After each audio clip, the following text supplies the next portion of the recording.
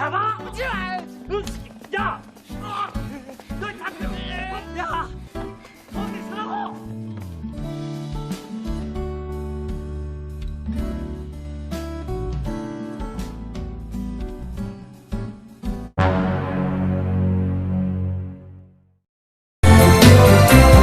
Senangnya hatiku turun panas demamku.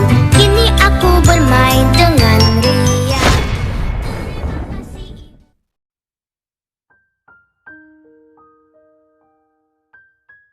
Film diawali dengan memperlihatkan seorang cowok yang sedang bermain football. Setelah memenangkan permainan tersebut, ia kemudian menghampiri ceweknya, serta akan mencipok cewek itu. Tapi itu semua hanyalah hayalan dari seorang guru olahraga yang menceritakan kepada anak-anak muridnya. Guru olahraga itu bernama Woyon. Woyon kemudian menemukan undangan pernikahan di mejanya.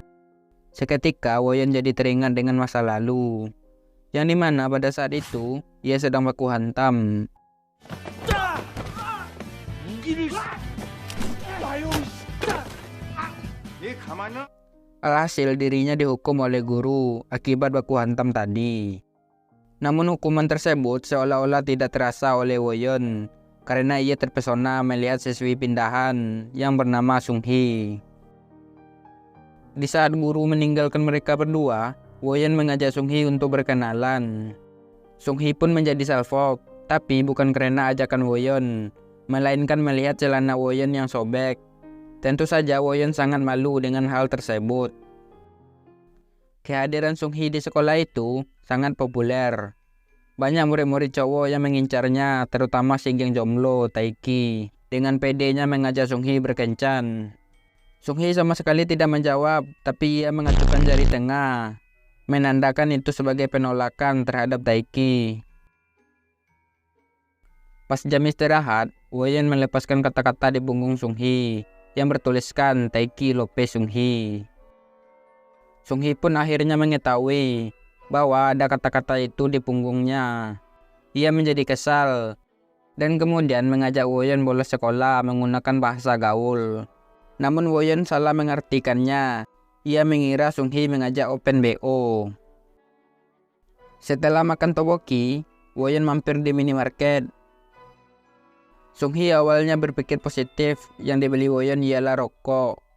Tapi setelah mendengar perkataan Woyon mulai mengarah ke arah negatif, Sung-hee pun curiga dan langsung ngecek yang dibeli Woyon tadi.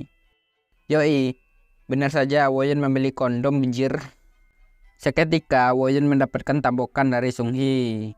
Walaupun begitu, Sung-hee tidak benar-benar marah kok, karena ia juga tahu Woyon salah mengartikan bahasa. Besoknya pas memasuki kelas, Sung-hee sudah dinantikan oleh Taiki yang ingin menyatakan perasaannya. Namun Sung-hee sama sekali tidak punya perasaan terhadap Taiki. Ia pun menghindarinya dengan cara bolos sekolah. Dan tak sengaja melihat Woyon sedang baku hantam. Di saat Sung-hee memanjat pagar, ia malah terjatuh. Beruntungnya Woyon dengan refleks menyambut Sung-hee. Kemudian mereka bolos bersama lagi. Di situ Sung-hee menasihati Woyon yang hobi baku hantam. Lalu Sung-hee dipanggil oleh Taiki. Woyon menyarankan untuk berpura-pura pacaran dengannya agar tidak digangguin oleh Taiki. Bahkan Woyon berjanji untuk tidak akan baku hantam. Taiki yang baru datang akan menghajar Woyon, tapi dihalangi oleh Sung-hee sambil mengatakan bahwa ia dan Woyon berpacaran serta tidak ingin diganggu. Taiki yang mendengar hal tersebut, ia pun mengancam Woyon, lalu pergi dari situ. Yoi, sepertinya Sung-hee setuju berpura-pura pacaran dengan Woyon. Namun Woyon juga harus menepati janjinya untuk tidak akan baku hantam lagi. Keesokan harinya, Woyon duduk di dekat Sung-hee. Hal tersebut membuat Taiki dan gengnya marah. Bahkan mereka melempar Woyon. Awalnya Woyon menatap mereka seolah-olah bakal terjadi baku hantam. Tapi karena ia sudah membuat kesepakatan dengan Sung-hee, Woyon pun mengabaikan Taiki dan gengnya. Ia malah berlagak romantis di depan geng jomblo itu. Mereka berdua bolos lagi untuk beli toboki, tapi toko tobokinya tutup. Sambil berteduh, mereka berdua ngobrol.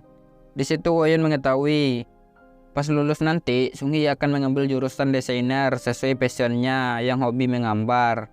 Sung Hee juga menasihati Woyon untuk jangan malas-malasan belajar. Tiba-tiba saja mereka dipergoki oleh guru dan langsung lari. 니는 내 잡아! 오지 마! 야! 너 잡혀! 야! 어디 있으라고!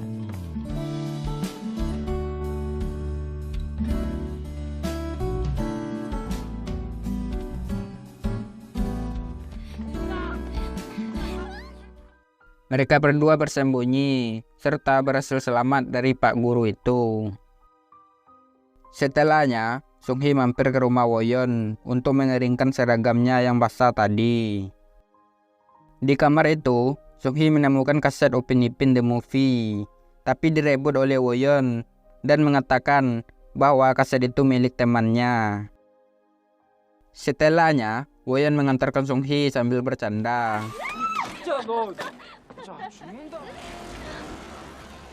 하고 지나면 안 웃어넘겨 일부 아닌 것 Sung Hee mengatakan ketika ia bersedih, ia selalu dengerin lagu itu sampai moodnya kembali lagi. Sung Hee sangat suka dengan lagu tersebut. Besoknya, Taeki yang sudah muak terhadap Woyon langsung mengajak baku hantam. Ayo Baiwan dek, begitulah sautnya. Namun karena Woyon yang sudah terikat janji dengan Sung Hee mencoba untuk menghindari agar tidak terjadi baku hantam. Tapi sayangnya, amarah Taeki sudah tak bisa dikontrol dan langsung memukuli Woyon. Walaupun begitu, Woyon masih tetap menepati janji. Ia sama sekali tidak membalas pukulan dari Taeki. Setelah itu, Sung Hee terkesan melihat Woyon yang menepati janjinya.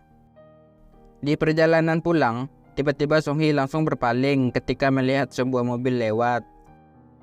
Akibatnya, Sung Hee jadi galau. Ia juga tidak mau membicarakan masalah yang ia alami kepada Woyon. Demi menghibur Sung Hee, Woyon mengambil alih ruangan musik dan menyanyikan lagu kesukaan Sung Hee.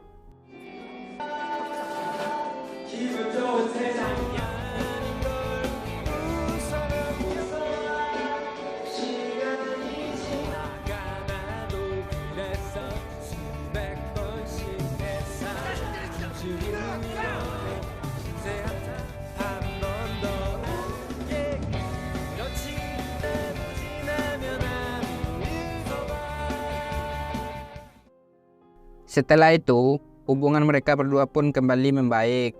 Di sana, Woyon memberi Sung Hee hadiah berupa alat pemutar musik. Sung Hee juga memberikan Woyon hadiah. Ia menggambar pasangan yang sedang cipokan di telapak tangan Woyon, mengartikan itu sebuah kode untuk mengajak cipokan.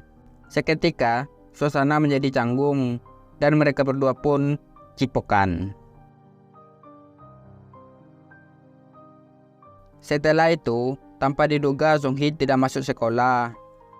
Woyon mencoba menghubungi Sung Hee. Karena nomornya nggak aktif, Woyon mencari Sung Hee ke rumahnya. Di sana Woyon melihat suasana seperti Perang Dunia Kedua. Kaca toko pecah, ibu Sung Hee yang menangis, dan ayahnya yang mabuk. Tapi Sung Hee menyuruh Woyon untuk segera pergi dari situ.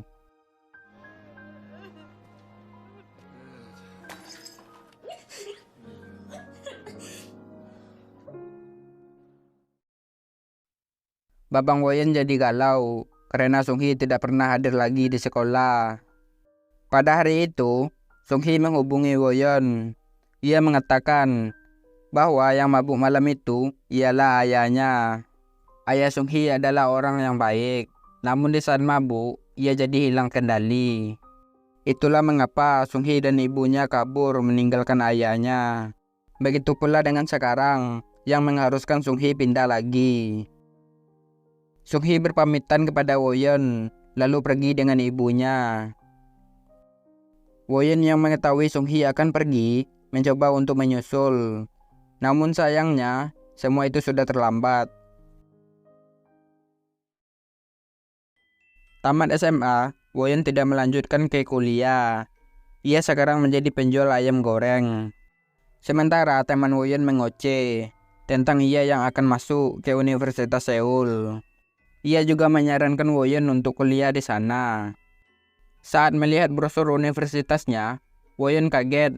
Ternyata Sung-hee juga kuliah di sana. Oleh karena itu, Woyon pun bertekad kuat agar bisa masuk ke universitas tersebut. Ia bahkan belajar setiap harinya, serta latihan fisik juga, demi bisa satu kampus dengan Sung-hee. Akhirnya, Woyon berhasil masuk ke universitas tersebut. Woyon kemudian mencari Sung-hee dan menemukannya. 승희야. 우연아.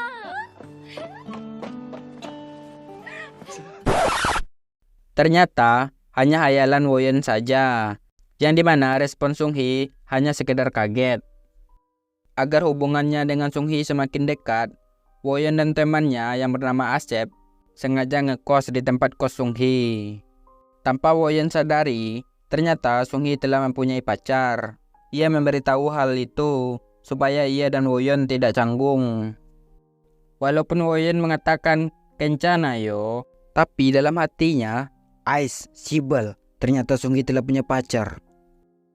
Asep yang sebagai bestie Woyon menyemangati Woyon dengan mengatakan Woyon hanya mempunyai saingan cuma satu orang. Jadi kemungkinan 50% Woyon masih bisa berharap mendapati Sung-hee. Pacar Sung-hee adalah seorang ketua tim football bernama Yoon-gun. Kemudian datanglah Sung-hee yang menyapa pacarnya itu. Lu ngapain bang?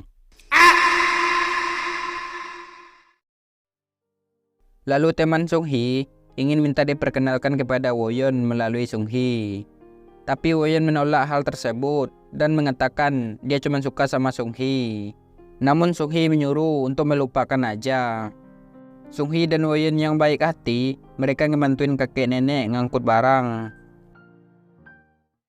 Malamnya di kos, Woyon dengan teman-temannya nonton sinetron azab versi Full HD. Tiba-tiba saja mereka dikagetkan oleh kedatangan polisi.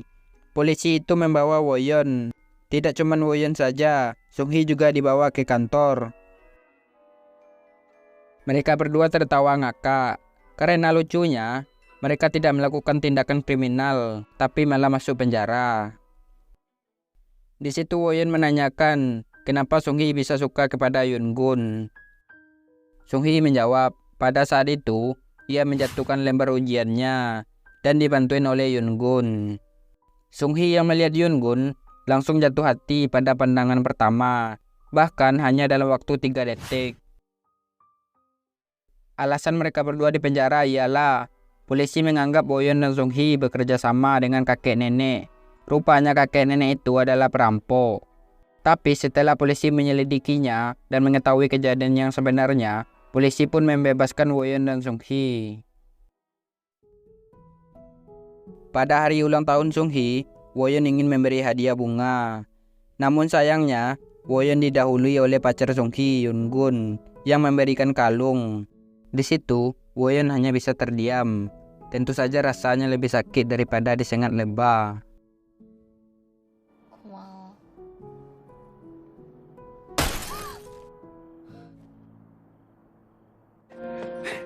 아이씨.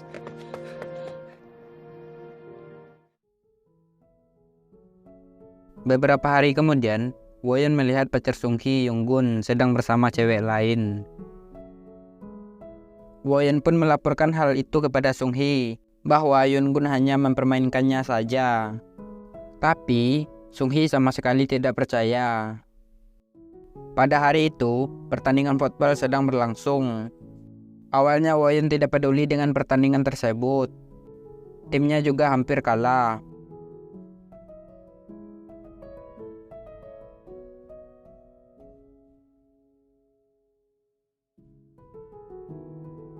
Namun Woyon tidak mau membuat Sung-hee kecewa. Karena itu, Woyon mengatur strategi. Ia mengatakan kita memang hanya punya waktu 3 detik. Tapi selama bola ada di tim kita, pertandingan akan terus berlanjut. Saat pertandingan mulai lagi, beruntung Woyen berhasil mempertahankan bola tersebut dan memenangkan pertandingan itu. Lalu Woyen menghajar Yungun.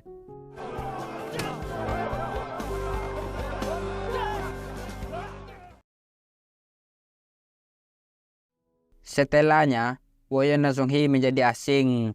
Tidak cuma itu, Woyen juga pindah kos.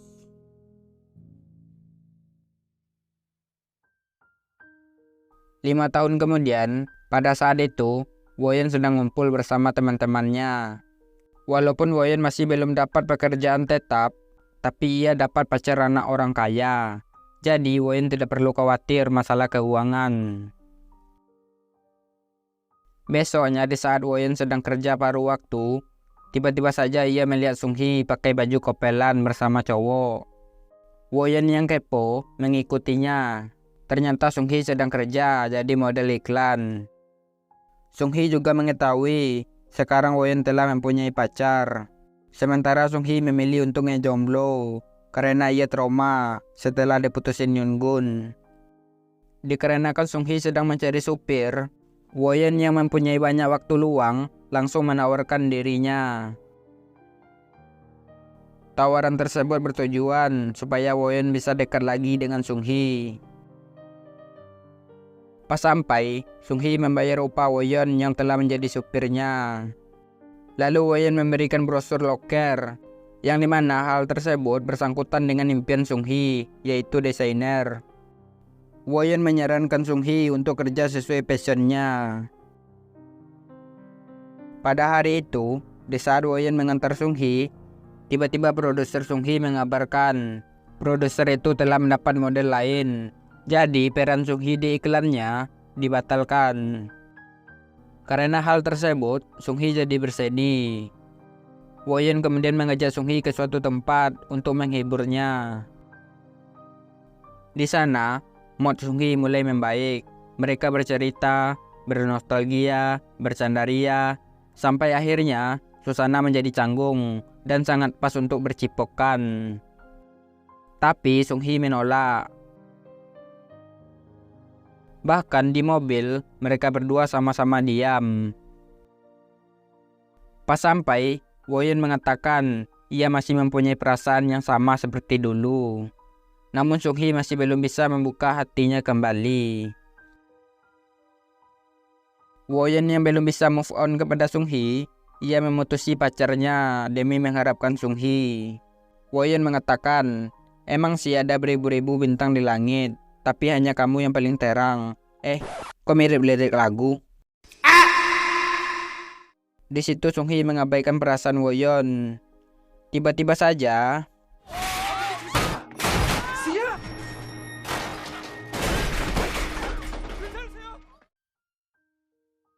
karena kecelakaan itu, Woyen harus dirawat di rumah sakit. Melihat sikap kepedulian Woyen kepadanya, Sung-hee pun akhirnya membuka hatinya kembali dan mereka berdua cipokan. Woyen dengan Sung-hee kembali bersama lagi. Hubungan mereka berdua menjadi sangat-sangat harmonis dari tahun ke tahun. Layaknya sepasang suami istri, tapi tidak pernah nge. Woyen juga berniat untuk menghalalkan Sung-hee. Di situ Woyen mengetahui temannya akan segera melangsungkan pernikahan. Insecure terbesar seorang laki-laki ialah masalah ekonomi. Begitulah yang dialami oleh Woyen. Ia juga pengen menikahi Sung-hee. Namun Woyen sendiri kesulitan mencari pekerjaan disebabkan fisiknya yang cedera. Pada hari itu, ayah Sung-hee meninggal dunia.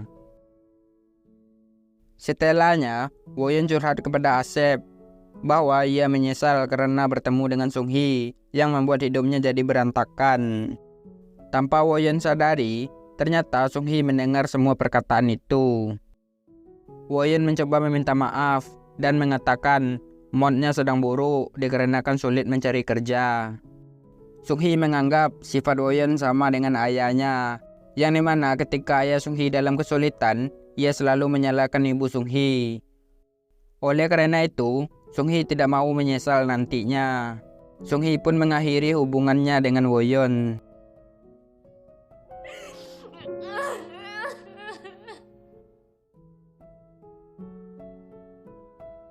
Beberapa hari kemudian, mereka bertemu kembali.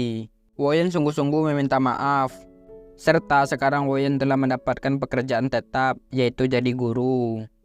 Sung Hee mengatakan perusahaan mengirimnya ke Belgia. Sung Hee bisa saja menolak tawaran tersebut. Namun melihat sifat Woyeon yang sama seperti ayahnya, Sung Hee memutuskan untuk pergi.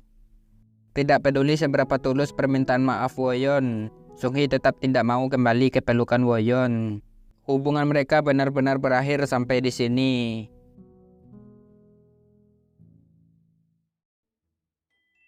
Setelah kejadian horor tersebut, Woyeon sekarang lebih sibuk dengan pekerjaannya sebagai seorang guru. Ia juga sering ceritain kisah cintanya kepada anak-anak murid.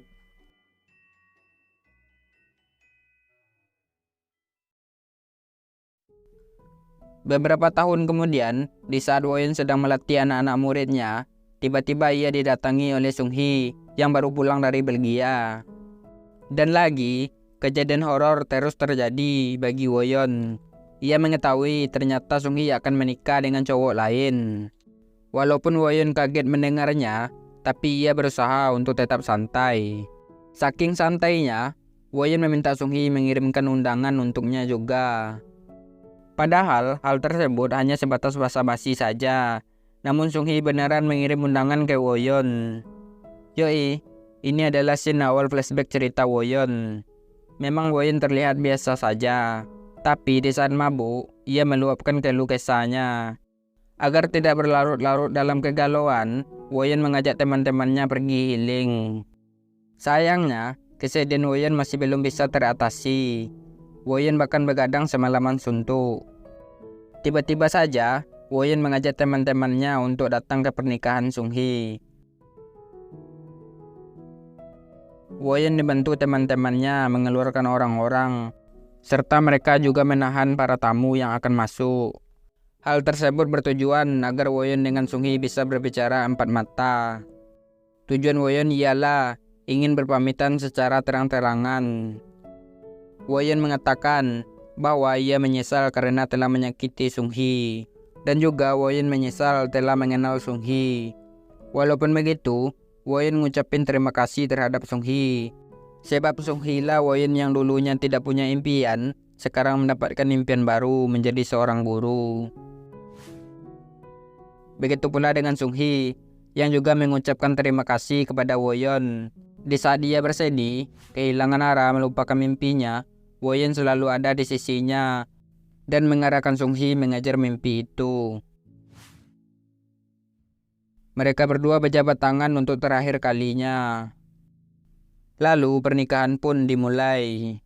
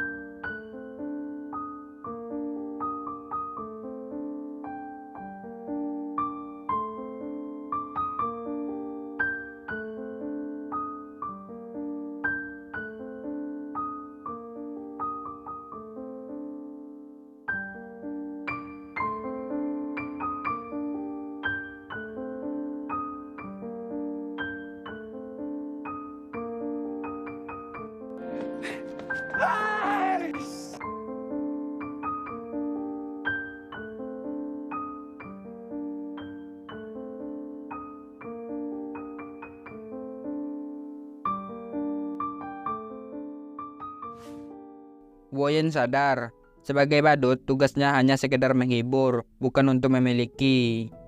Woyeon pergi meninggalkan pernikahan Sung Hee yang sedang berlangsung. Dan film ini tamat.